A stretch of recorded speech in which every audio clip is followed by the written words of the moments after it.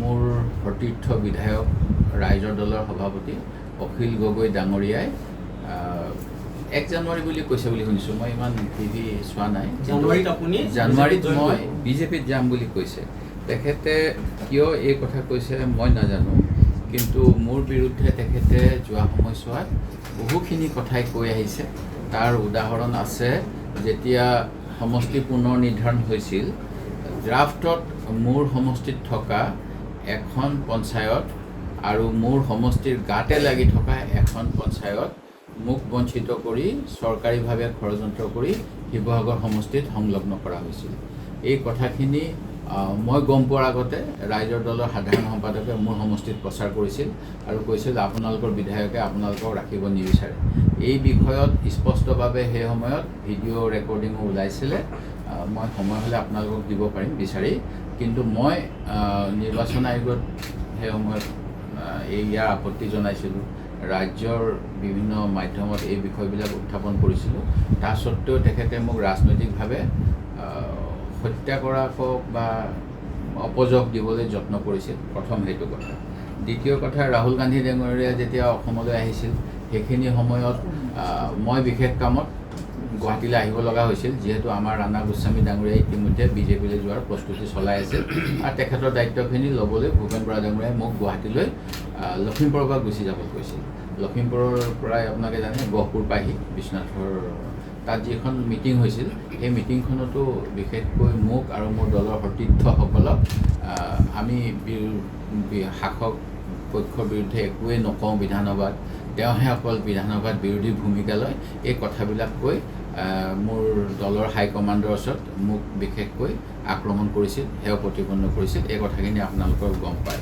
ঠিক তেনেকৈ মোৰ মায়ে কোৱাৰ কাৰণেহে মই বিজেপিলৈ যোৱা নাই বুলি বোধকৰোঁ যোৱা বছৰ তেওঁ এটা বিবৃতি দিছিল। ময়ো এই বিষয়ত বিশেষ প্ৰতিক্ৰিয়া ব্যক্ত কৰা নাছিলোঁ। বিধানসভাতো মোক এইবেলি তেওঁ ডিক্টেশ্যন দিব বিচাৰিছিল কেনেকৈ কি কৰিব লাগে, আৰু মই হ'লোঁ কংগ্ৰেছ দলৰ বিধায়ক, যিটো বিধায়িনী দলৰ 1937 চনৰ পৰা অসম বিধানসভাত প্ৰতিনিধিত্ব কৰাৰ এটা উদাহৰণ আছে আৰু তাৰ পূৰ্বেও কাউন্সিলত প্ৰতিনিধিত্ব কৰাৰ আমাৰ অভিজ্ঞতা আছে।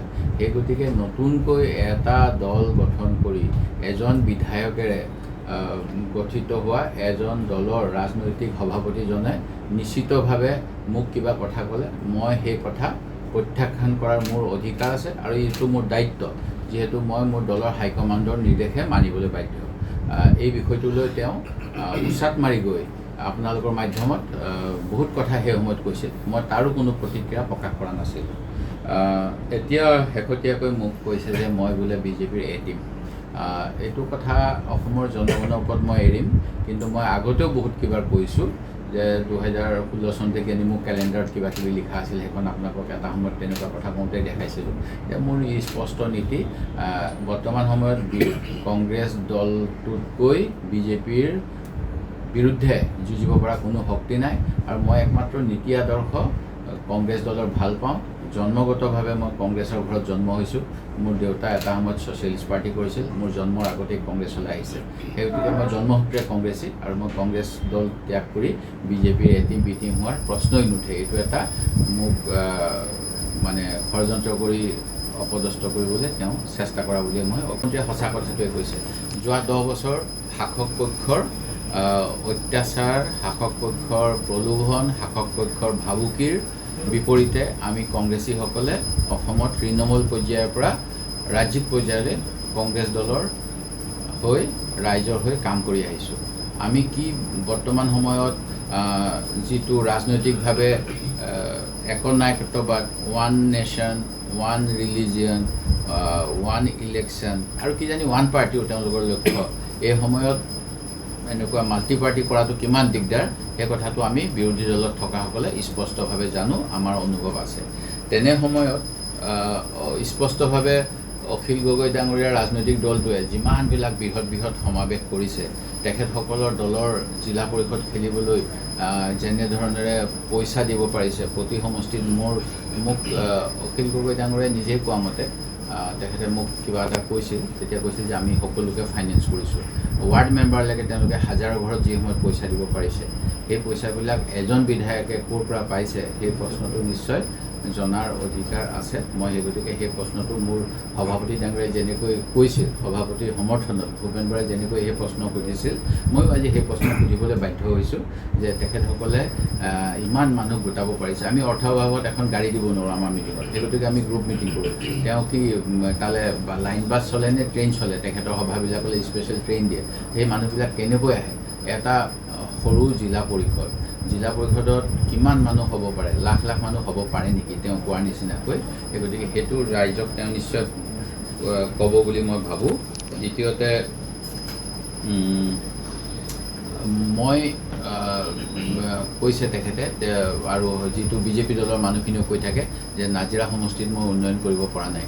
মই চৰকাৰক দাবী জনাওঁ, যিখিনি মোৰ প্ৰাপ্য মই সেইখিনি ল'বলৈ যত্ন কৰোঁ, কিন্তু অতিৰিক্তভাৱে মোক যোৱা 2016 চনৰ পৰা অসমৰ প্ৰতিজন মুখ্যমন্ত্ৰীলৈকে মই মোৰ দাবীসমূহ দি আছোঁ, তেওঁলোকে কিন্তু সেই দাবী পূৰণ কৰা নাই। মোৰ সমষ্টিত এখন ছায়েন্স কলেজ নাই, মোৰ সমষ্টিত এখন BEd কলেজ নাই, মোৰ সমষ্টিত এখন কোনো ধৰণৰ এতিয়া মোৰ চিভিল হস্পিটেল আছে, যিখন মই বহুত যুঁজ বাগৰ কৰি, যিখন 2007 চনত বৰ্তমানৰ স্বাস্থ্যমন্ত্ৰীয়ে মোক আপগ্ৰেড কৰি দিম বুলি কথা দিছিল 2007 চনত তৰুণ গগৈ চৰকাৰৰ মন্ত্ৰী হৈ থাকোঁতে আৰু দ্ৰুপদ গোহাঁই বিধায়ক হৈ থাকোঁতে। সেইখন এতিয়ালৈকে আপগ্ৰেড হোৱা নাই। এই বছৰ মই সেইখন কৰিব পাৰিম বুলি ভাবিছোঁ। কিমান বছৰ লাগিলে আপোনালোকে চিন্তা কৰক, 2007 চনৰ পৰা। সেই গতিকে মই একো পোৱা নাই। মই বিৰোধী হিচাপে মই চৰকাৰক সমালোচনা কৰোঁ, আৰু মুখ্যমন্ত্ৰী মহোদয়ে যেনেকৈ অপেনলি কয় বিৰোধী বিধায়কবিলাক কাম নাইকিয়া, মানে গাখীৰ নিদিয়া গৰু, স্পীকাৰৰ লগত বহি থাকিব লাগে। তাৰ বিপৰীতে অখিল গগৈ ডাঙৰীয়াই যেনেকৈ মুকলিভাৱে মুখ্যমন্ত্ৰীক প্ৰশংসা কৰিছে, মুখ্যমন্ত্ৰীক কৈছে তেওঁ ইমানবিলাক বস্তু দিছে।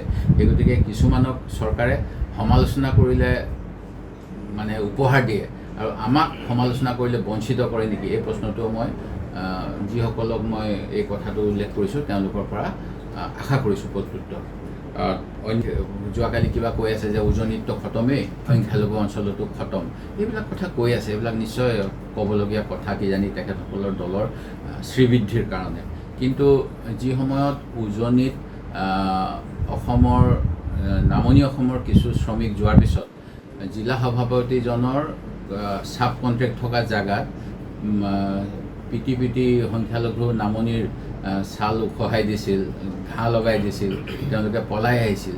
সেইখিনি সময়ত এতিয়া সংখ্যালঘু অঞ্চলৰ ভোট বিচাৰি কংগ্ৰেছক বদনাম কৰি থকা অখিল গগৈ ডাঙৰীয়াই কিমান তেওঁলোকৰ সমৰ্থনত মাত মাতিছিল বিধানসভাৰ ভিতৰত বা বাহিৰত, এই প্ৰশ্নটো মই জানিব বিচাৰিছোঁ। কাৰণ এতিয়া তেখেতে সংখ্যালঘু দৰত দেখাইছে, সেইখিনি সময়ত যেতিয়া ভাৰতীয় নাগৰিকসকলক এনেকৈ অত্যাচাৰ কৰা হৈছিল তেখেতে কিবা কৈছিল নেকি, এই কথাটো তেখেতে নিশ্চয় ক'ব। আৰু তেতিয়া ৰাইজে তেওঁক নিশ্চয় ভাবিব কংগ্ৰেছতকৈ তেওঁৰ দলটোৱে এটলিষ্ট ভাৰতীয় নাগৰিক সংখ্যালঘুসকলৰ কাৰণে মাত মাতিছে। ক'ব বিচাৰোঁ যে যোৱা সময়ছোৱাত ভোটৰ অধিকাৰ অহাৰ পৰাই মই কংগ্ৰেছ দলক, যিহেতু জন্মসূত্ৰে কংগ্ৰেছী, সদায় ভোট দি আছোঁ আৰু মই দিও থাকিম, আৰু মই দলৰ কাৰণে কামো কৰিম। কিন্তু অখিল গগৈ ডাঙৰীয়াই 2014 চনত বিজেপিক ভোট দিবলৈ আহ্বান কৰি অসমলৈ বিজেপিৰ বৰপীৰা দিয়া নাছিল নেকি? আৰু তেখেতে নীতি আদৰ্শৰ ভিত্তিত দল কৰে নে আমাৰ লগত আছে নে অন্য কিবা কাৰণে আছে, এই কথাবিলাকো স্পষ্ট কৰিব লাগে। কাৰণ আমি যিটো ৰাজনীতি কৰিছোঁ নীতিগত কাৰণত, মই কৈছোঁৱে দলীয় আদৰ্শৰ ভিত্তিত। যদি তেখেতে কটন কলেজত উচ্চ শিক্ষা লাভ কৰা এজন মেধাৱী ৰাজনীতিজ্ঞ, সেই গতিকে তেখেতৰ নিশ্চয় কটনৰ যিসকল বুদ্ধিমত্তা থকা ছাত্ৰ ছাত্ৰী, তেখেতৰ সেই গুণৰ পৰা বঞ্চিত নহয়। তেনেস্থলত কি ভিত্তিত তেখেতে 2014 চনত কংগ্ৰেছক উৎখাত কৰি বিজেপিক অসমত বৰপীৰা আগআখন দিছিল, সেই কথাটো ক'ব লাগে। আৰু তাৰপিছত মই এ টিম নে বি টিম, সেই কথাটো ক'ব লাগে। তেওঁ এনেকুৱা ধৰণত বুজাইছে যেন মই তেওঁৰ আগতে কিবা MOU চাইন কৰি থৈ আহিছোঁ, সেইকাৰণে তেওঁৰ হাতত কপি এটা আছে। যদি তেনেকুৱা কিবা আছে তেখেতে সেইখিনি মই আগতেও আপোনালোকৰ মাধ্যমেৰে যেতিয়া মোক বিৰোধী ঐক্য বিফল হোৱাৰ বাবে দোষাৰোপ কৰিছিল আজি কেইদিনমান আগত, মই সেইখিনি সময়ত আপোনালোকক কৈছিলোঁ। তেনেকুৱা কিবা থাকিলে আপোনালোকৰ মাধ্যমেৰে আহ্বান, তেখেতে কি প্ৰমাণ আছে দিয়ক, মই ৰাজহুৱা জীৱনেই অৱসৰ লৈ ল'ম, প্ৰথম কথা। দ্বিতীয় কথা, মই আপোনালোকক দিয়া নাই। তেখেতে যিটো কৈ আছে বিৰোধী ঐক্য বিফল হ'ল বা কিবা কিবি কৈ আছে, এইবিলাক ক্ষেত্ৰত মই আপোনালোকৰ ইচ্ছা কৰিলে শিৱসাগৰ জিলা কংগ্ৰেছৰ যিখিনি পত্ৰালাপ আমাৰ প্ৰদেশ কংগ্ৰেছৰ সভাপতিৰ লগত আৰু অখিল গগৈ ডাঙৰীয়াই দিয়া পত্ৰ, আৰু সেই পত্ৰখনৰ উত্তৰ ল'বলৈ 17 তাৰিখে টাইম অফ উইথড্ৰয়েললৈকে সময় আছিল সেইখিনিৰ আগতে আমাক যেনেকৈ ৰাজহুৱাকৈ অপদস্থ কৰিলে তাৰ কি কাৰণ আছিল এই কথাবিলাকো তেখেতে ক'ব লাগে বুলি মই ভাবোঁ বিচাৰ কৰিব মই মোৰ ফালৰখিনি ক'লোৱেই মোৰ সমষ্টিৰ ৰাইজে মোক জানে আৰু মই চাইছোঁ আপোনালোকৰ সংবাদ মাধ্যমত বহুতখিনি এইটো লৈ পেলাই কালিৰ পৰা নিউজ আহি আছে মই কিছুমান কমেণ্ট চাইছোঁ কমেণ্টখিনিত কিন্তু মই দেখিছোঁ জনগণে মোৰ প্ৰতি আস্থাই প্ৰকাশ কৰিছে তেখেতসকলক বিশ্বাস হোৱা নাই যিকোনো খবৰৰ বাবে যোগাযোগ কৰক 7099017330 লগতে 7099017110 নম্বৰত